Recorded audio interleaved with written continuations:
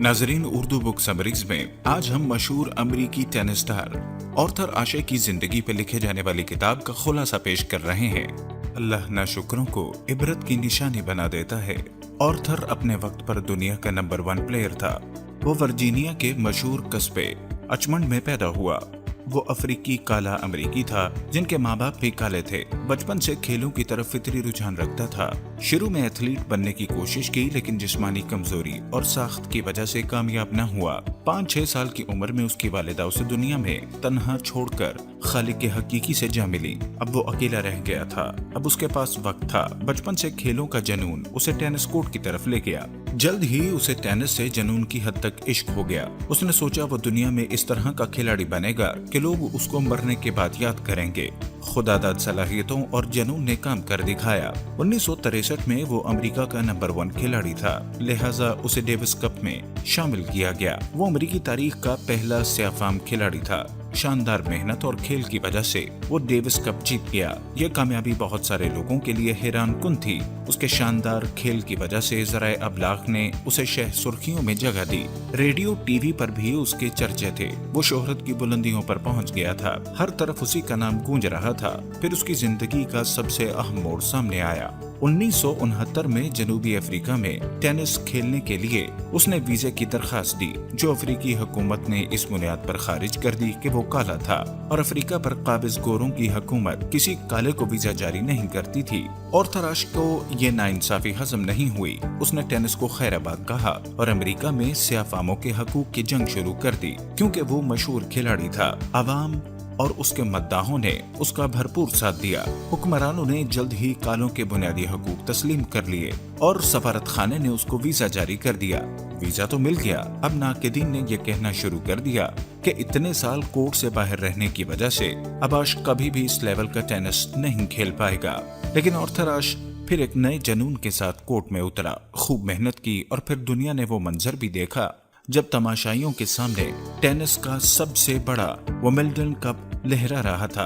Wimbledon champion के बाद वो सुपरस्टार बन चुका था, लेकिन उसकी जिंदगी में एक और हसास मोड़ उस वक्त आया जब 1980 में उसे दिल का दौरा पड़ा। उसे अस्पताल ले जाया गया। दौरान ऑपरेशन उसे जो खून दिया गया उसमें HIV था। ऑर्थर आशे ऑपरेशन के बाद जब अस्पताल से निकला तो उसकी रगों में एड्स की बीमारी दौड़ रही थी। यहाँ से उसकी एक और दौड़ स्टार्ट हो गई। अब वो और दुनिया भर के डॉक्टर एड्स के खिलाफ सरतोड़ लड़ाई लड़ रहे थे। वो 13 साल मुसलसल एड्स के खिलाफ फाइट करता रहा। हजारों डॉक्टर्स ने दिन रात उसे बचाने की पूरी कोशिश की, लेकिन बीमारी जीत गई और वो हार गया। इस तरह दुनियाई टेनिस का अजीम खिलाड़ी 6 फरवरी 1993 को मनो मट्टी के नीचे जा सोया। लेकिन जाने से पहले वो दुनिया वालों को एक अजीम सबक आमोज पैगाम देकर गया। जिंदगी के आखिरी अय्याम में जब वो मौत की दहलीज पर था तो उसके एक फैन ने खत लिखकर उसे अजीब सवाल किया। इस वक्त कुर्राए अर्ज पर 5 अरब इंसान हैं। खुदा ने सिर्फ तुम्हें ही क्यों इस मूजी मर्ज के लिए चुना? ऑर्थर आशे का जवाब क़यामत तक आने वाले इंसानों के लिए एक मशअले राह था। ऑर्थर आशे ने कहा, दुनिया में हर साल करोड़ों बच्चे टेनिस को खेलना शुरू करते हैं, लेकिन सिर्फ 5 करोड़ इस खेल को सीख पाते हैं। इन 5 करोड़ बच्चों में से सिर्फ 5 लाख प्रोफेशनल प्लेयर बनते हैं। उन 5 लाख खिलाड़ियों में सिर्फ 5000 ग्रैंड स्लैम तक पहुंचते हैं। उन 5000 जवानों में से सिर्फ 50 विंबलडन खेलते आते हैं।